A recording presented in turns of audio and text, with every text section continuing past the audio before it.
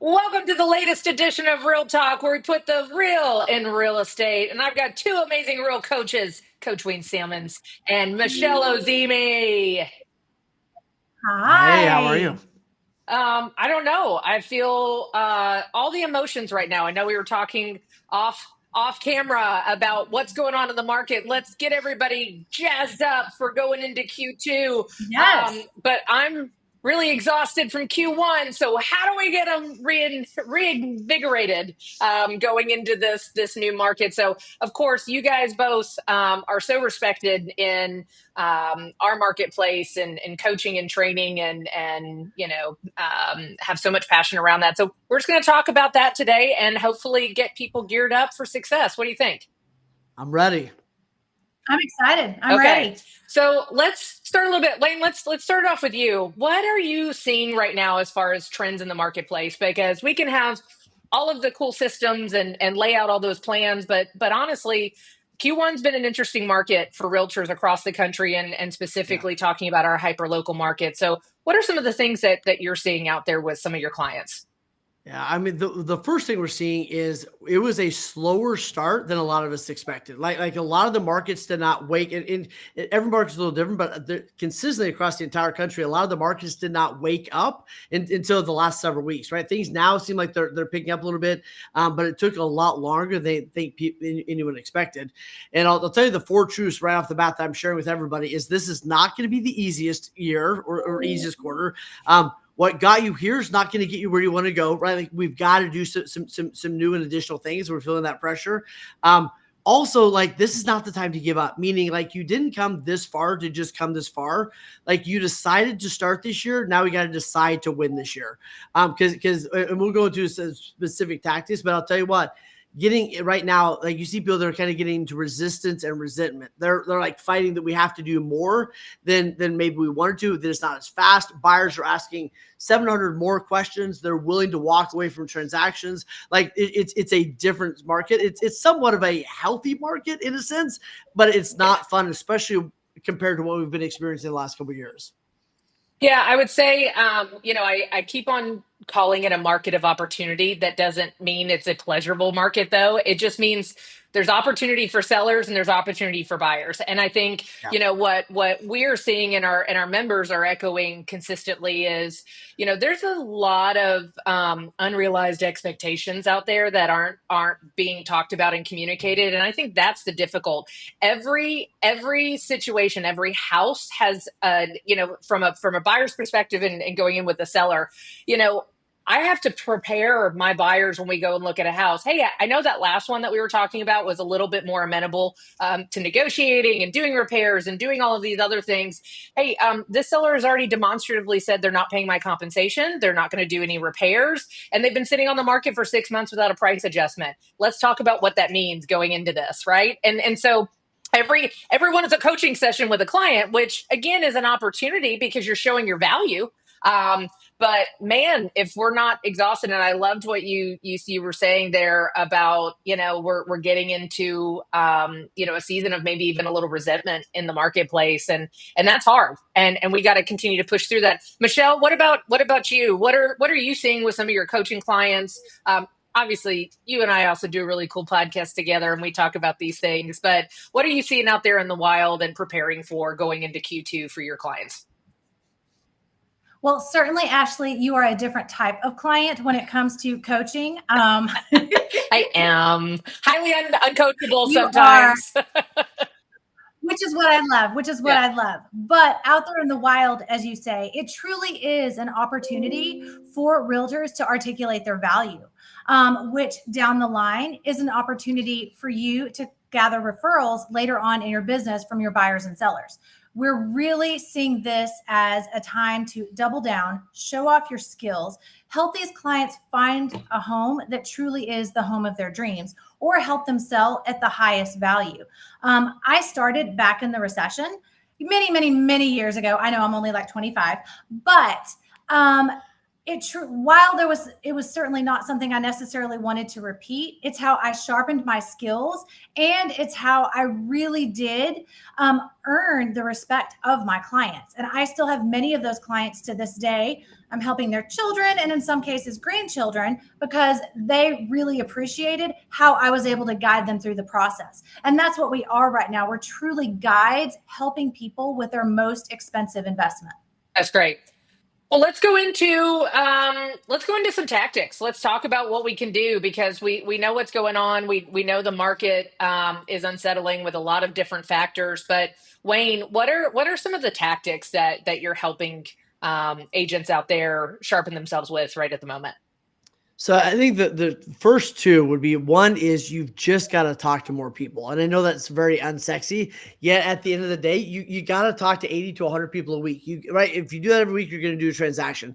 You've got to figure out, how do I get in front of more people and have a conversation.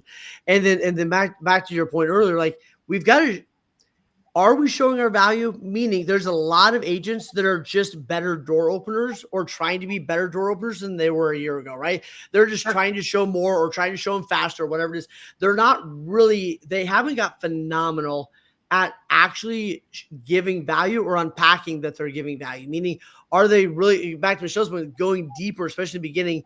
Like, you should have an hour consultation with every single buyer, and half of that time should be, what's important to you? What are you looking for? What are you not looking for? Why? Like, it should be going deep into that, and then being able to articulate your value in the sense of, like, walking them through the numbers. Here's what's happening in this price point, right? Here's what this means, right? Like, just like you said, hey, if it's been on the market for this long and it's doing this, here's what that's probably telling us. So, are agents doing a good job at unpacking that data in a way that comes across as, I am sharing this as value? Now, I'm trying to get you to write a higher offer. Like, I'm educating you and walking you through what's really going on in the market, so that you can be a great purchaser.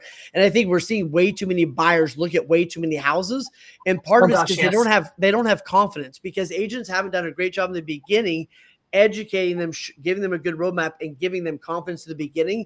So they got to miss out on 3 houses and do all this other crazy stuff until they have the confidence. I know what's going on in the market. I know what I should be doing. Now I feel good about my decision. So I think a lot of us have more conversations and do a way better job in the beginning on educating your buyers and your sellers. But those would be the first two things. No, I think that's great. Michelle, what are some tactics that you're arming and equipping agents with currently in this season? You have to niche down. I think when the market was different in 21 and 22, you could really cast your net very wide. But in the current market, you need to niche down, really find and be tactical with your sphere of influence, the people that you really want to work with, for a couple reasons. One, transactions are going to take longer. It's going to take them longer to find a house. There's going to be a whole relationship that you're building with them, with the people that are involved in the transaction. In other words, the inspectors, the loan officers, any repairs that may be done, because we're seeing more repairs now. It's a whole process that maybe over the last couple of years, we weren't necessarily as involved in as we should have been potentially. But now we're going to have to get more involved. Transactions are going to take longer. And so you need to niche down and really work with your sphere of influence that you're wanting to build your credibility and your referral base with. Yeah, I think that's great. And I know I've specifically seen that. And it's not because I don't want to cast a wide net and I don't want to do that. But to your point, when you are tethered to people and you're working these relationships with a longer runway, you really want to attract the vibe that you want to lean into, and you know that you're going to be able to position for more success. And so, before it might be, getting a client, you would cycle through them, in 60 days. But Wayne, to your point with, insurance rates and interest rates and unrealistic, sellers and everything else, the life cycle of a buyer could really honestly be 6 months to a year at this point. So depending on geographically where that is, and it's not about competency, it's about, do you want to get in the car and go show 30 houses for the next 6 months, an hour away from where your base location is? Or do you want to niche down and you really want to focus on a specific geographical location or a product type? I just got done playing pickleball this afternoon because that's important to me.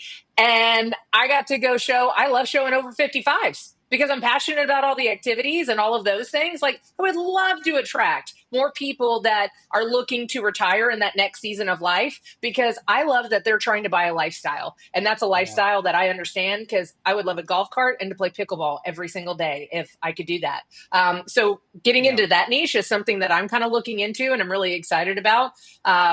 So Wayne, and what then I about think you? our phrasing is really important, right? So that's where like telling the story better. So like people keep doing pickleball, right? Make sure you're wearing your real estate shirt, and then make sure when people go, how are you doing? Going like, I'm having a blast right now helping these people do this. I'm having a blast right now helping people between this age and this age do this without having to worry about blank. Like, get specific in how you're, instead of like, oh, it's a good market, or I love helping people. Like, get specific in like, I'm best for people who are right in this category. Looking to just like get great at crafting your value proposition, I think is huge in that. And then, figure out your one or two things you're going to go do to bring business. Some of my clients right now are doing open houses, like they're doing 2 or 3 a week, and the open house is just their excuse to go talk to all of the neighbors and go, hey, if this house isn't right for somebody that's interested in this neighborhood, who do you know that's thinking about selling, right? Like, they're using it for those kinds of things. And back to Michelle's point, like, niche down and become a connector. I think the biggest opportunity most agents are missing right now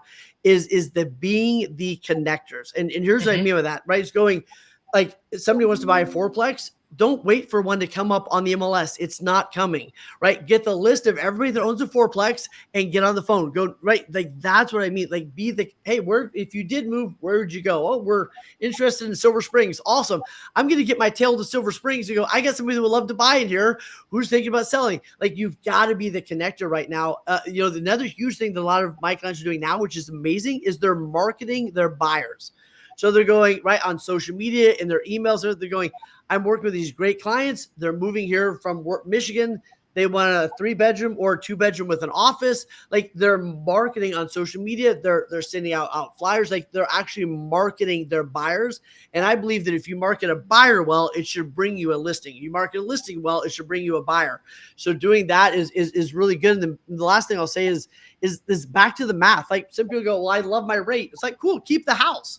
Do you know how much money you're going to make by keeping this investment for the next 10 years? In the appreciation and depreciation and all the other things, like, you're going to make 350% increase on this thing. Keep the house, and you shouldn't be stuck here, right? So educating them in a really detailed way. They go, well, I have a 3% interest rate. I go, love you, but you also have 6 credit cards at a 35% interest rate. But we have to be more holistic in our approach, and it's a lot more conversations. It's a lot more detail. And if you don't know your stuff, you're going to get smoked out by the agents that do know their stuff.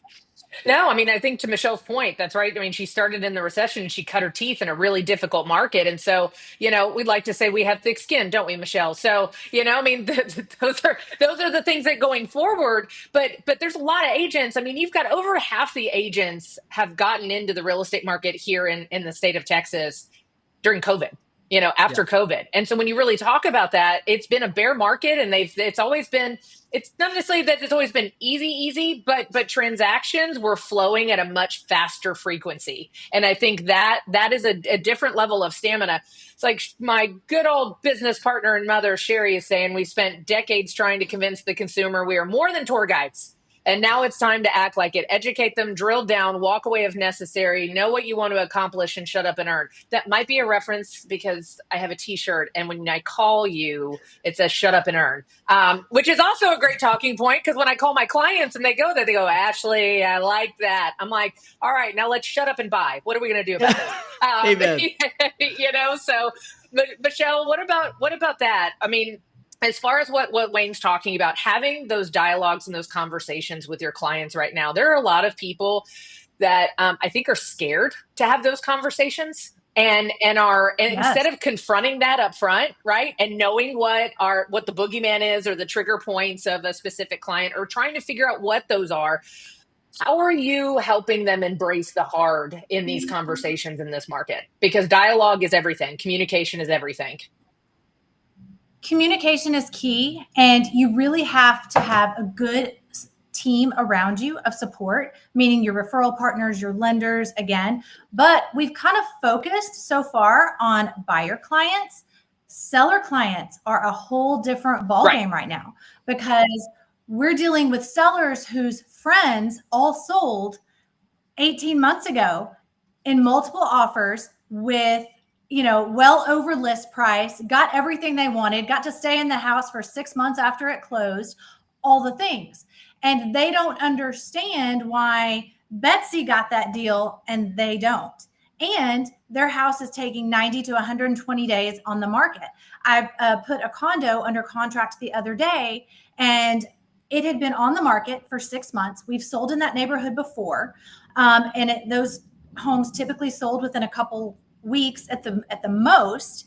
And this client was so upset because nobody likes my home. I have this beautiful lot, this beautiful view. And so as her agent, I'm having to go through this 90-day, 6-month process and keep her calm and explain to her, no, it's not that. We're getting these showings. We're getting this activity. It's just taking people longer to make a decision. And they're getting started earlier before they come back. In fact, to that point, the person who actually put the offer in on the home had looked at it 3 times since January. They were just taking their time. And so being able to counsel our clients through that process, we're on the selling side, is huge. I think that going back to setting appropriate expectations, I mean, I really think that is the key pillar to this marketplace. And so talking to sellers, like I am really drilling down on my dialogue. What are we trying to do? Because the days of having your cake and eat it too are out the door. So I need to know what's most important to you. Well, Ashley, I want to make the most money. Well, of course you want to make the most money. Let's put that to the side. Well, my kid's going off to college in 3 months. I want to make sure, that we're positioned for success. I want to be moved and I want to be done before we actually go through that process, right? I want them to be a part of that process and feel like they have their room all set up and doing all things. Okay, you're really talking about emotional triggers of a timeline. So now let's talk about expectations, because you want to be done with this in 3 months and nested, right? Before your kid goes off to college. But what does that look like? Because if you're going to sit there and you're going to test the market, look, I'm really going to tell you, we're probably going to be 4 to 6 months as we do the testing phase. And so what is that time, and what is that equation in regards to money? And listening twice as much when you're having those consultations, so that you can turn around and repeat back to them, hey, what I'm hearing is this is actually more important than you testing the market and trying to go too high. And then going, you know what, I think you're right. Then let's find a happy medium where we can probably make this go a little bit faster for you, and achieve those goals. Yeah. Well, I think it all goes back to like exactly what you're saying. First off is not being attached to the outcome. And I know the 3 of us get that really well. That's hard to teach somebody that's brand new in real estate and trying to make their mortgage payment. Like we've probably all been there at one point, but it really is being unattached to the outcome and people go, myself going, I don't know if you should. I don't know what's right for you, but I do know the right questions to help figure out what the right decision is for you. And truly going in unattached to the outcome and going, I'm here to help you like go through this and explore with you and help you decide what the best thing is for you.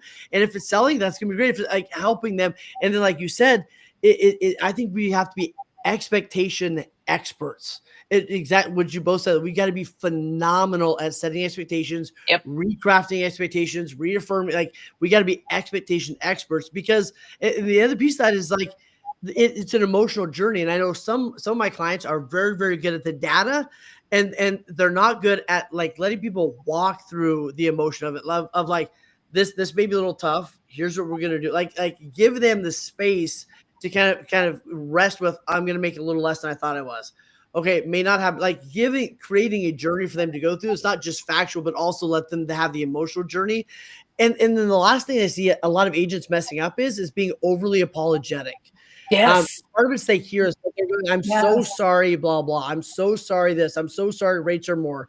I'm so sorry that blah. And it's like the truth of the matter is, great agents realize there's advantages in any market. Mm-hmm. Yes, in the last market, there were some advantages. There was also some downsides. People waived their home inspections. They waived their mortgage and there's some people that got put in really bad positions because of that market, right?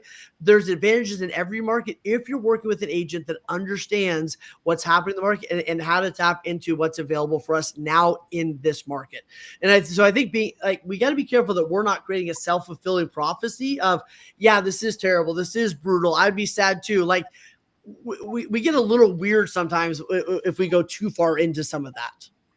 Almost like self-deprecating to an extent. Like Absolutely. I need to be here and I'm going to take, I mean, we always say that, right? Like we're going to try to absorb as much shock and friction for our clients so they can have a pleasurable experience. I think now at this point, it's like, unapologetically, like I have nothing to do with the insurance. It's the state of the industry. So I'm not going to apologize for your insurance premium or anything else. Do you want to move? There's responsibility in buying a house. So let's talk about those factors. You need to educate yourself. And because I align myself, as Michelle was talking about, with some of the best in the business, you're going to get the best education, the front row education as to what the insurance market is doing, what the interest rates are doing. And then with that team, we're going to find how to put your butt in that house that you want to achieve those goals. But I'm in the driver's seat to help you, and that's why you're paying me. And I think that type of language, especially post lawsuit, I want to talk about that for a little bit, because now we've had a marinating period of several months in this post settlement, life. And I think again, too, that's a lot of apologizing. I'm so sorry you have to sign this. I'm so sorry. This is what I charge, but I'm going to try to get this from the seller. Like it's really interesting what people are doing. And I'm seeing it on Facebook groups and everything else. It is terrible. Well, then of course, why would somebody want to sign a buyer as some sort of buyer agreement with you to go and do that if all you're doing is apologizing for giving them an agreement in the first place? Have you guys been seeing that with people working through those settlement changes on some of those? Definitely. Some of my clients who are working with buyers are absolutely still not comfortable asking them to sign the agreement, articulating their value. And what I have to explain to them, and what I had to learn when I first started, is I'm not responsible for the conditions of the market. I am not that powerful. I am here to be a guide and to take you along this journey so that you either buy or sell a home with the greatest results and for what meets the needs of your family. And this is how I do that. And this is what I charge. And that's what I've been teaching my coaching clients, is that they're not responsible for that. You just have to explain what you do. And just like when you go into a doctor's office or when you contract an attorney, it's not negotiable. Obviously, buyer's agency compensation is negotiable, but the fact that you want to get paid is not negotiable. Like, you're not doing this for free. You have to learn to sell your value and to be comfortable with those forms. You need to know those forwards and backwards, just like hopefully your listing agreement and your listing presentation. Wayne, are you seeing, through all of this, is there a light bulb that you feel like is going off with realtors and with agents, especially ones that have not really delved into being introspective and education and all of that? Or it's a light bulb finally going off. Hey, I might need to figure out what my value proposition is, because I'm not sure that even I know what that is at this point. I mean, are you seeing that? Yeah, I think you have agents going one or two ways. They're either going into resistance and resentment, and they're angry at buyers for asking about money. They're angry at the market. They're angry at interest rates, whatever it is, right? They're resisting resentment. Or the other ones are having a lot of self-awareness. Like you said, they're going, wow, I'm not as good at this as I thought I was. I can't explain numbers as well as I thought I could. Wow, I'm not like hopefully they're having this self-awareness, like, wow, I need to level up, right? And you're going to see two people. You're going to feel that, I call it the Toys R Us effect, right? It's like they were nice and people loved them, but they disappeared because they didn't learn how to skill up. They didn't learn how to create a better experience. They didn't learn how to make it easier to work with them. They didn't know how to right, no cost for shipping, like all those kinds of things. And it's like you can resist and resent, or you can go, I've got to get better. And this isn't a talent thing, right? It's a skill thing, right? Like the people that are good at explaining, the money side, it's a skill they've developed over time, and you can either go get it fast or you can get it slow. It depends on how much you want to do with it. And back to Michelle's thing, like it's getting great at going, I'm the surgeon, right? If you would like to get LASIK surgery, right, there's going to be a recovery period, right? Like I'm not here to talk you into it, but like, hey, if you'd like to see better, that would be great, right? And I'm not going to apologize that it's going to take a week for you to recover. Like I'm not going to apologize that I had to give you staples or whatever the heck is that happens, right? Like it's part of it, and it's amazing. It's worth it. Our clients love the result.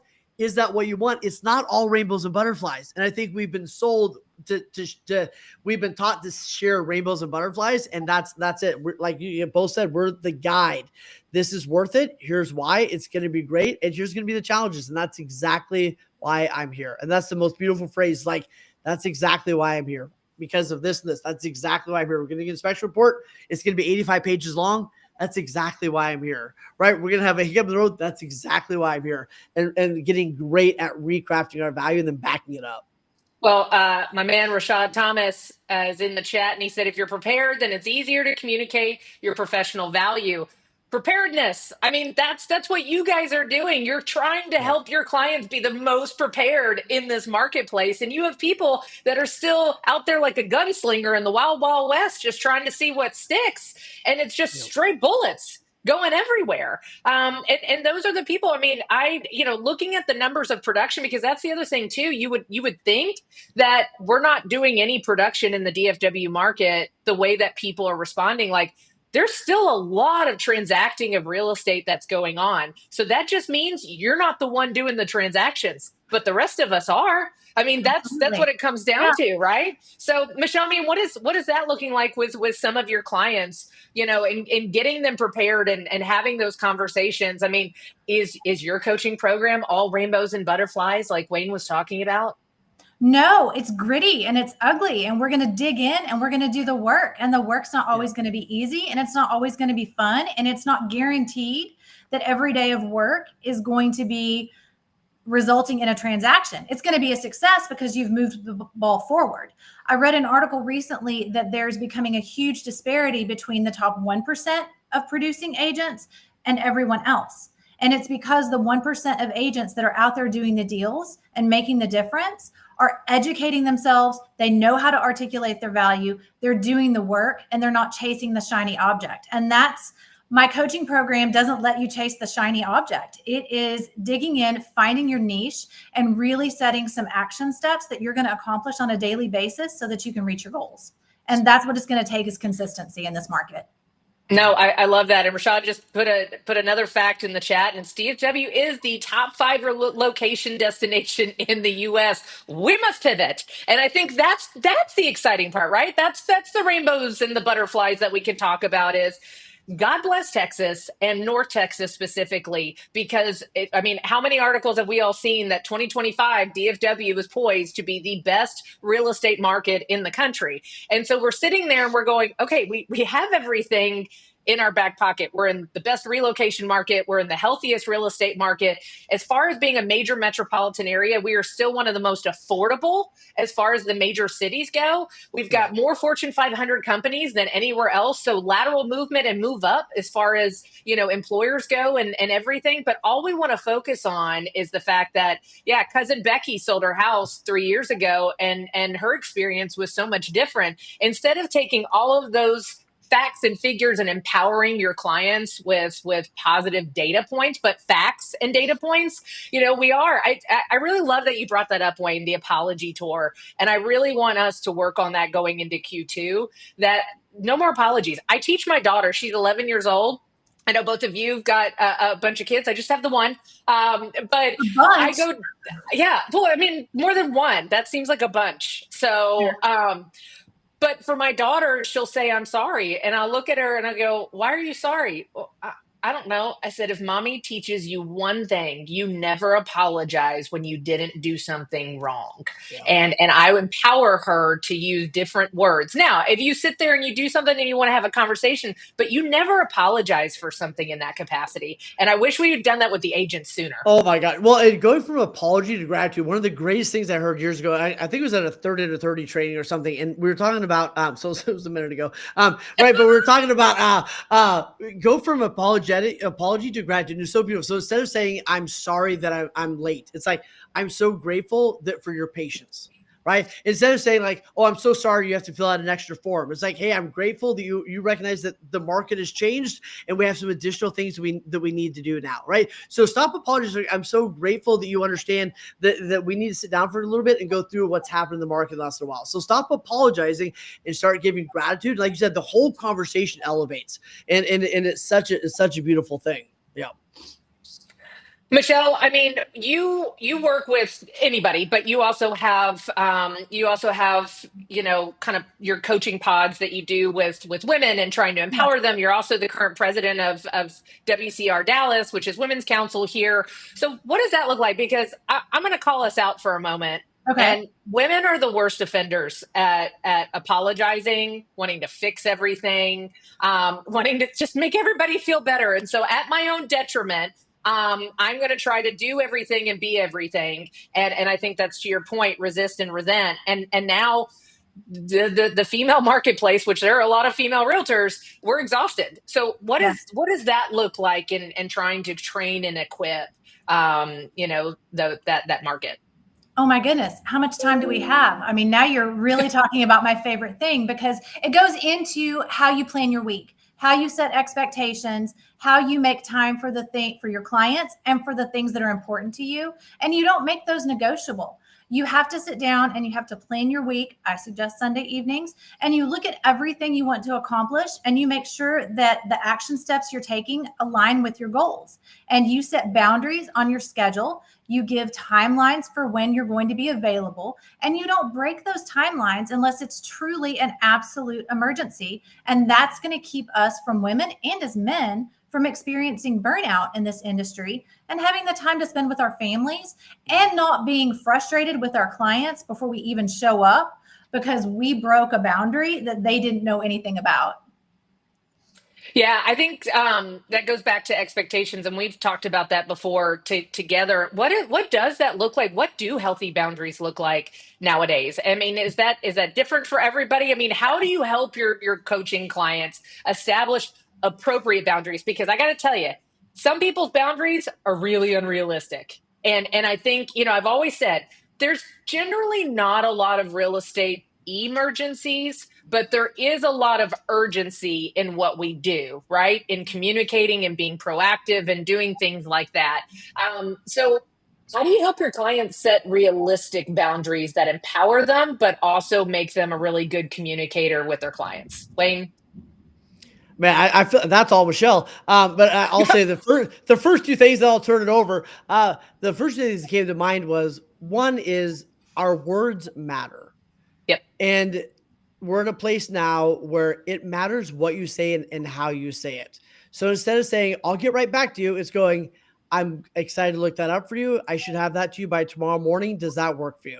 So part of it is just being clear with like, all right, like you said, expectations and intentions is, and instead of unconsciously setting ourselves up for success. Yeah, I'll get right on that. Right. They think you're going to stop and pull over and do it right. Then going like, if I'll get that done, you should show up at the system tomorrow morning by about 10. Does that like, so being clearer. And then I think part of this too is you do have to earn the right? Like if you're broke and your family's depending on you, you're showing the house at 6 a.m. Sunday morning, but do the consistent right things so you can earn the right to not have to do that forever. You earn the right to work with the clients you want in the time frame you want, how you want.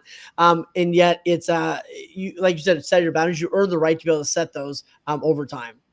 I love that. Earning the right to set those boundaries. I mean, that's empowering people to understand that they're running a business. Wayne, I think we were doing a thing for YPN a few months ago, and I was on the panel, and somebody asked, I think you were the one emceeing the panel for us, and it was like, I think one of the questions was, what would you teach a brand new or what would you tell a brand new agent if they were just entering into the marketplace right now? And my answer was, figure out the business you actually want to run instead of sitting there and throwing spaghetti up against the wall and just trying to get reps, because reps are important, but really stopping and understanding that you are running a fully operational business. You are an entrepreneur. There are a lot of different things that go into that. And so if you sit there and you say, you know what, I really want to be a commercial agent. Okay, then don't cut your teeth for the next 3 years in residential leases and residential sales. If commercial is really you think that is the business you ultimately want to run, there are options and opportunities for you ahead of time. And I think that's where people get into the boundary game. where they're just newer agents. They'll go show a house at 8 o'clock in the morning. They'll go show a house at 8 or 9 o'clock at night. And that's okay. You got to earn the right to be able to say otherwise. But I think it's really understanding what business do you want to run, and then back into how you set yourself up for success. And Michelle, you do that. You try to teach me how to plan my perfect week. It doesn't work. No. You try to get me to do lists. It doesn't happen. In fact, Wayne, I got a Remarkable first, and Michelle was really jealous. So she went and got a Remarkable. I still haven't used my Remarkable, and I think it's 6 months later. So that, but here's the deal. Michelle's a successful agent. I'm a successful agent, right? I mean, both of those things honestly work. And I think it's tailoring to your clients and understanding what does that perfect week look like. So Michelle, how do you help your coaching clients establish appropriate boundaries?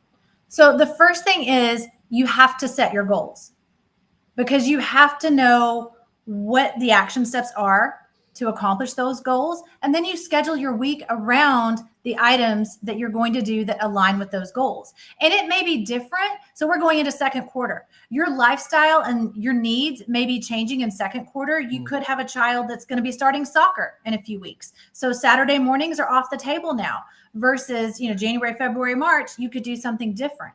So your schedule is always breathing and moving just like you are. And it changes according to the season, your lifestyle, the things that are going on in the market.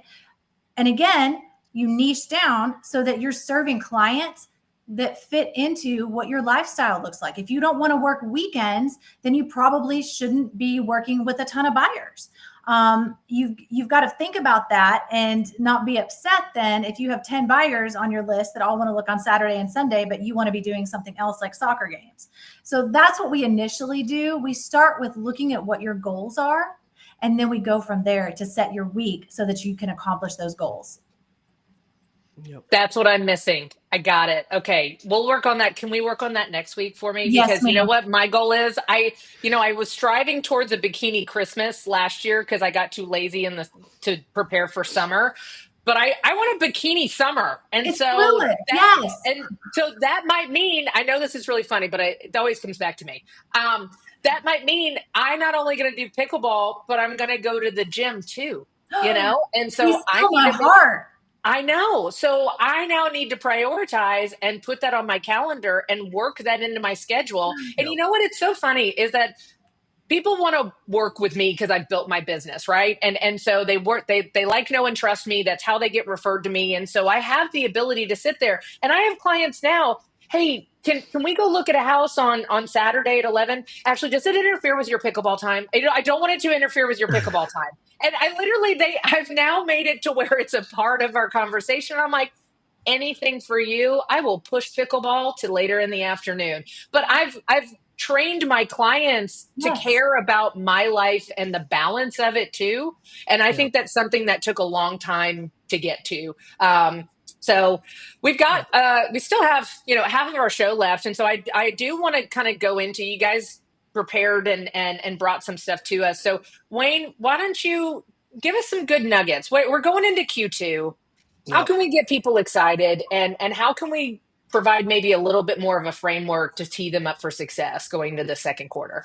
Yeah. And I think that the reality is we were talking about this earlier. This is going to be a little bit of a boring season, and you can add some things in there like pickleball to have some fun, but it's a season where you're going to have to do the work. You're going to have to come to terms with like, I've got to do the work. It may not be the sexiest season, but I got to do it.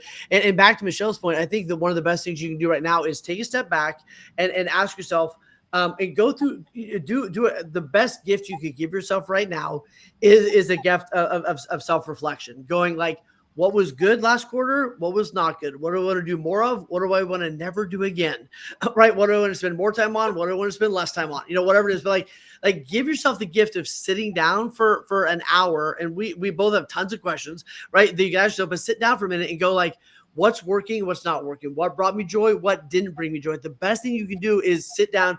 Don't white knuckle it through this next season. Like Michelle was saying, sit down and recraft it. Go, what was good was like learn from what you got from the last quarter and as you go into the next one, and ask yourself a bunch of different questions, right? What did I learn? What do I want to be proud of at the end of this quarter? What did I learn from the last quarter? Go into this quarter, ask yourself some of the things of, first off, like Michelle said, what's my goal for the quarter? What are the 2 things that are going to lead there? Meaning, a coach told me this years ago, and he said, everything works if you work it. People go, can you build business from YouTube? Yeah, you can build a business from DoorDash. You can build a business from a sandwich, hold the sign on the corner if you wanted to. Like, it all works. To her point, choose 2 things.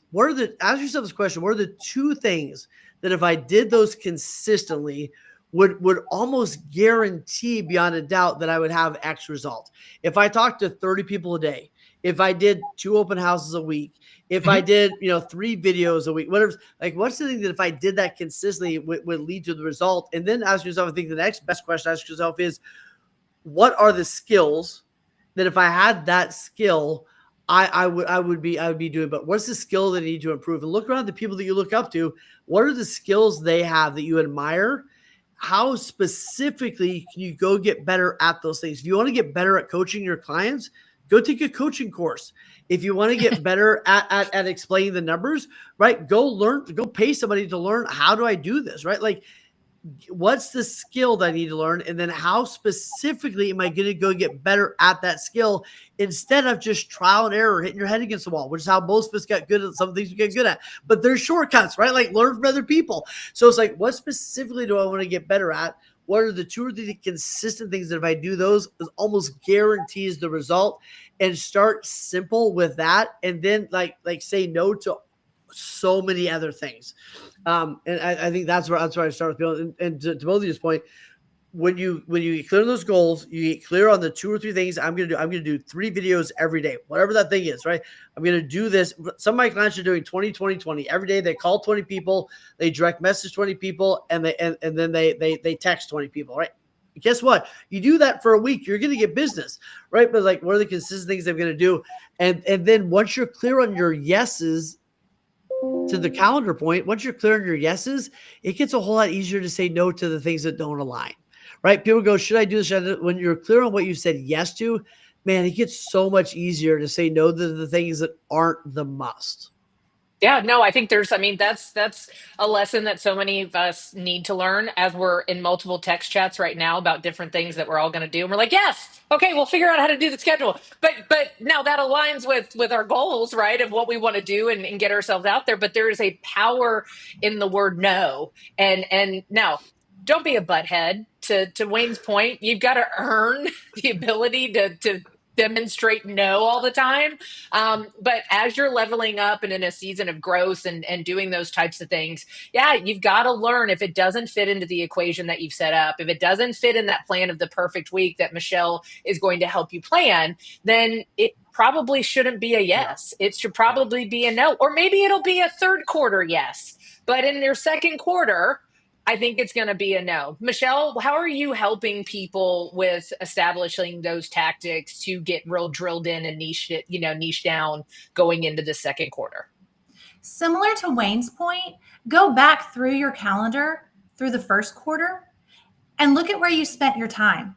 How much time did you actually waste? How many classes did you go to that maybe weren't necessary? I understand we all need to educate ourselves. We need CE. We need to maintain our license, but maybe pick one thing that you want to learn each quarter to be a benefit to your clients. And those are the classes you take, and you don't sign up for any others, so that you're actually spending your time in the business. I find that we as realtors like to make ourselves busy. And so we stack our calendar with all of these things, and not that any of them are bad things, but then you look back and you spent 8 hours in classes over the week and you felt really busy and you didn't have time for anything, but you also didn't have time for lead generating or working with clients.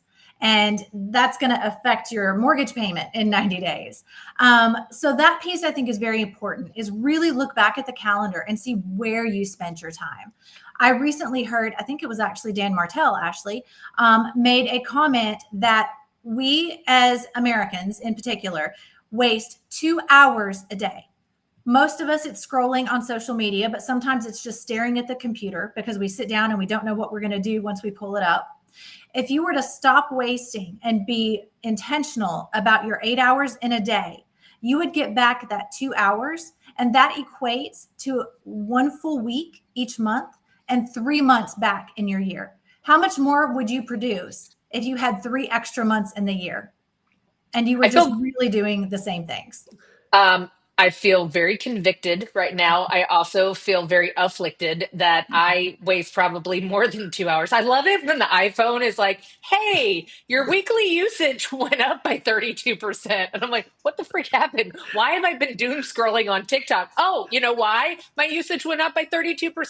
Because I had really a heinous client that just put me through the wood chipper. And that's how I was sitting there and eliminating stress. And so I think that's important too. I mean, not all clients are supposed to be your clients. There might be another fit or another realtor that is looking to serve them, because what are you going to lose? What opportunity that is right around the corner that you are going to lose because you went out of that intentional box that you set up for yourself and said, I'm not going to take any rental listings or lease clients this month because I really need to focus and I'm trying to do this. And then you pop off 3 leases and you're exhausted because, you know, landlords and property managers are horrible at not answering their phone. And my husband is one, so I can poke at that. But that's what you do. We sit there and we set our non-negotiables and then we negotiate against ourselves. Like it cracks me up. Wayne, do you see that a lot with your clients sometimes? I see it with myself. Like I can talk myself into anything, right? Like I remember the other morning, I was laying in bed and I was like, man, I need to get up and go to the gym.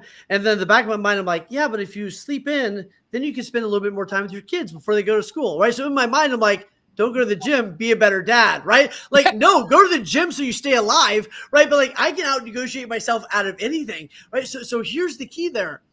We're smarter than we give ourselves credit for. Meaning, if I went to an agent and I said, I want you to line out the ideal schedule for somebody else, they would probably nail it. If I went to somebody and said, hey, your job is you're going to pay someone, you know, $300,000 a year, whatever you want to make, you're going to pay this person $300,000 a year to do your job, right? They got to make at least 300,000. What would you tell them to do? Write out what they would do. And all of a sudden we become brilliant. Like, stop pretending you don't know. Stop pretending that you're unclear, right? You might be unclear because you just need to do the work, but stop pretending you're not better at this than you actually are. Most of us are pretty brilliant. And then you go into this thing of like, what do I need to do to take care of me? I probably need to write a self-care prescription for myself. What does that look like for me to be the best version of me? And to your point, like one of my big things is like stop numbing and start renewing. So numbing for me is picking up this thing and scrolling for 20 minutes. Renewing is go for a 10-minute walk, right? Numbing is, you know, work on a flyer for an hour longer than I really needed to, right? Or, you know, whatever. Renewing is listening to something positive or doing some breath work or whatever it is. But like, get honest with yourself. And what if I'm going to treat myself like an athlete that's going to make X amount of money this year? You know, what would I tell that person to do? And what would I tell that person to do to take care of themselves so they can have an enjoyable experience? And you should be able to look at that calendar and go like, I love this thing because of what it gets me and because it takes care of multiple aspects of my life. Most people just spend more time planning Christmas than they actually do their life. And that's the sad part. That is so true. So true.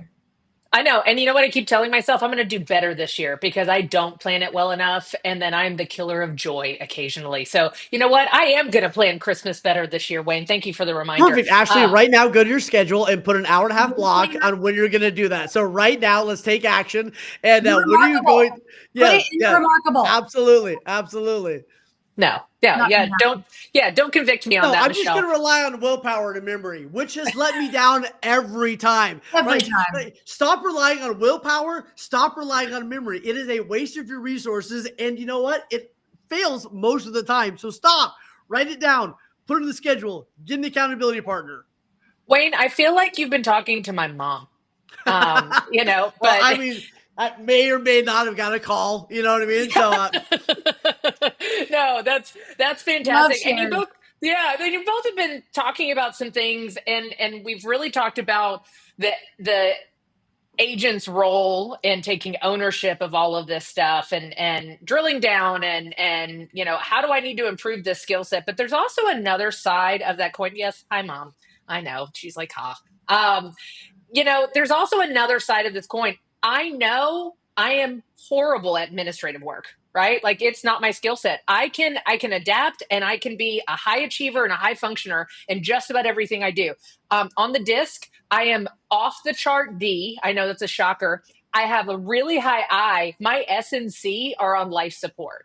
So why am I consistently doing stuff that is on the S and the C side when I've got nothing? So what do you guys do with people? Do you try to help coach them into, hey, lean into where your skill set and your strengths really are, and let's learn what levers we can pull and leverage that you have to do the things that you're not skilled in? Do you guys work on that with your clients? Absolutely. It's the time value of money. I'm going to make more money doing the things that I'm skilled at versus the administrative pieces that I can hand off to someone else. And if I'm not in a position at this point in my career to hire a transaction coordinator or something like that, do I have a teenager that can do something for me? Can my teenager post on social media a lot faster and a lot better than the 3 hours it's going to take me to create the graphic that still doesn't look right? Of course, use your resources. It doesn't always have to be about, hiring someone expensive. There's, VAs that you can hire that are not very expensive. But yes, we talk about the time value of money and where you should be maybe outsourcing some of your activities so that you can build up your business, because we are in fact entrepreneurs and business owners. No, amen. Wayne, what about you? Absolutely. I mean, we started a VA company just for this reason, because so many of our clients were doing things. They were doing things that need to be done. And here's the thing. Our clients are amazing. They're hardworking. They're willing to take the trash out if they need to. They're willing. And I'm like, I love this about you. Stop doing it. You're paying someone to do this job, or we need to pay somebody. But I love their heart that they're willing to do whatever it takes. But it's like, stop trying to be good at the things you're not good at. Give yourself permission to go be great at the things you're great at. So, but a lot of them are unaware. So we have them write down like everything they did for a day, or write down what you're doing the last 15 minutes all throughout the day. And then we start figuring out what are the things they can leverage out. And hey, if they're hourly, anything less than 25% of their hourly rate. So if their hourly rate's $100 an hour that they're going to make this year on average, if they can leverage it out for less than $20, like we got to give that thing away. And for most of them, it's getting either using technology, right, and AI and automation, things like that, or getting one or two virtual assistants around them to begin with, right? To get rid of so much of that stuff. But here's one of the main reasons, and we'll see if Michelle agrees with me on this. I think for most of them, they're pretending not to know because they don't want to do the stuff they would have to do if they had time. Yeah. Right. I love having to fix my website because then I didn't have to go lead generate. Yes. I love being so busy. I had to drop off flyers 2 hours away because I didn't have to call my database and ask if they needed any help this quarter. Right. So I think a lot of them are, and I'm talking to myself because I can be great at this. Amen. They're doing a fancy job of hiding, right? They hire a VA and they go, now you're gonna take weekends off. It's like, oh no, right? Like that's phase 3. Phase 2 is you got a VA. Now you get to do more of the stuff you really need to be doing. Phase 2 is like you just get to do more of that 20% stuff. So I think for a lot of them, that's the journey. It's the busyness factor. I'm going to take all of these classes because I've got to know how to do A, B, C, and D. When was the last time you ever had anybody ask you about A? Come on now. You don't need to know about that. And that's, that maybe the lender can answer those questions for you. But now you were too busy to make those phone calls and to do those action steps that will actually drive your business forward, because it makes us nervous to pick up the phone. No, it is. And all of that is tough. But what's so funny is, again, the people that demonize technology, resist and resent, technology and AI and everything else. My husband being one of them. And I mentioned that I looked at him a few years ago and I said, good health is hard to find. You're a buttercup. Go get licensed. And he loves to tell everybody that he got licensed in like 3.5 weeks. And he did. He just sat there and he did that. And it was absolutely amazing. And so he was doing that. I'm like, anything he puts his mind to, it's great. Well, then he used to on all of our lease listings and everything else. He's like, do the fluffy stuff. You do great at the fluffy stuff. I'm like, like, I hate putting listings in. I don't want to do the order of the photos. I don't want to do the description. I don't do any of that. So you know what? The funny part is I wasn't even taking my own advice. So I looked at him and I said, time to sink or swim. Figure out how to use ChatGPT. Go forth. And so he turned around and now he's like a machine, man. He's even taught himself how to do virtual staging. He's like, there's an app for that. I'm like, I just had to retrain his brain so he could figure that out. And I think we forget that for ourselves. And so for me, I try to leverage, whether it's ChatGPT or Claude.ai or whatever else. If I'm stuck on an email, if I'm stuck on writing a text message, I actually teach the machine to tell me how to get over why I'm being stuck. Hey, I don't want to respond to this client, and here are the 5 reasons why. Yes, the devil's tools, Mom, I know. But here are the 5 reasons why I don't want to respond to this client. Here was their last text message to me. This is the answer that I have for them. Help me craft something that's got, positive energy, but responds to that action item. It can do it for you. Like, Absolutely. It can literally do it for you. And so I think it's just retraining our brain, and it's not replacing the major work that we're doing, but it's taking that $20 an hour work or something else. Like, we have to learn how to leverage the tools that we have now been given, because that frees us out for so much more powerful things that we can do. I do not want to spend another hour writing the best listing description you have ever seen in your entire life. ChatGPT, here are the list of the bullet points. Do not do it fluffy. That's not my language. I'm sassy, edgy, and I want it to read like an Architectural Digest magazine. Give me a description. And it comes out and I'm like, that's fantastic. Done. But you got to utilize those tools, and that is the power of leverage. And I know for me in this growth season of my business and what I'm trying to do, I think that's really where I have to lean in, because I've been in the business for 20 years. I watched my mom do it. I'm a second generation realtor. And so I've got the skill set and everything else. But what am I going to do to level up on my leverage game so I can continue to be a beast and knock them dead out there, so I'm not stuck tethered to a computer and doing the type of work that I can outsource. So yeah, that's huge. We've got 5 minutes left. I went on a tangent, but that's okay. It's what I do. Huge. Like use AI and things like that to your advantage, right? So like one of the things we've done in ChatGPT is one of my clients taught ChatGPT how to talk like me. And he goes, does this sound like you? And I'm like, it sounds like me after 5 revisions, right? Like it would take me forever to get that version done, right? Yep. We have another one of our clients who's like, every week they've trained ChatGPT to go look up the 5 events that are happening this week in their community, right? Put it in a beautiful newsletter and prepare it to get sent out. They tweak it a little bit and send it out. Another one says, hey, look up like the top 5 things that are happening in the country, right? Every single week, especially things that are dealing with Texas, and write 3 videos for that, right? And send them to me, right? They tweak a little bit. They're still tweaking, they're still adjusting, but it's doing 80% of the work, right? So that's, I think, what it comes into. And like we were talking at the very beginning of the call, we're asked more of than we've ever been asked more of before. And if you don't get systems and leverage around you, you're going to be shot.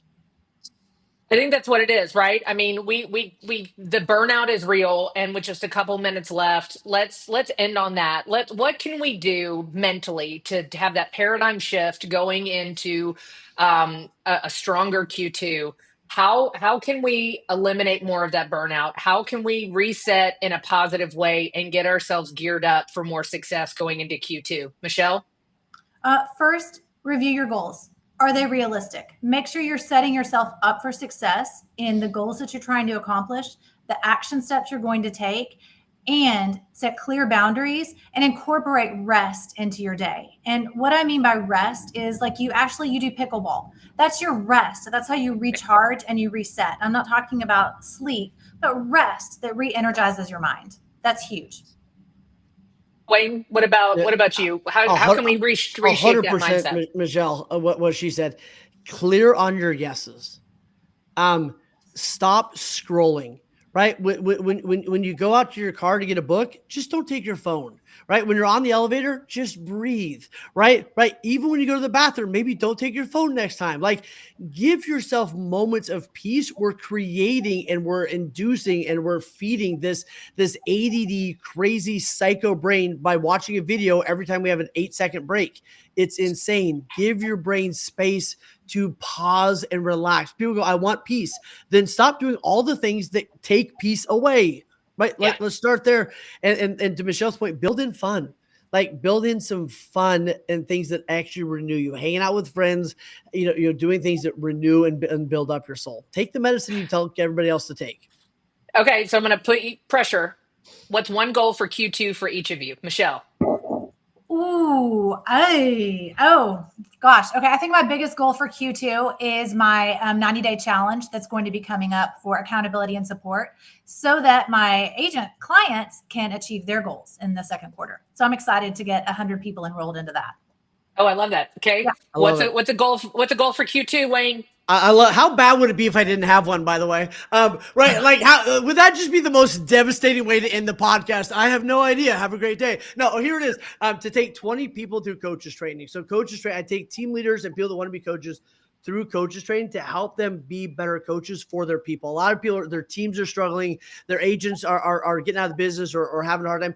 And the biggest thing they're missing is knowing how to effectively and wonderfully coach their agents. So we're giving them the tools to be able to go do that. So having 20 people go through that next month is my goal.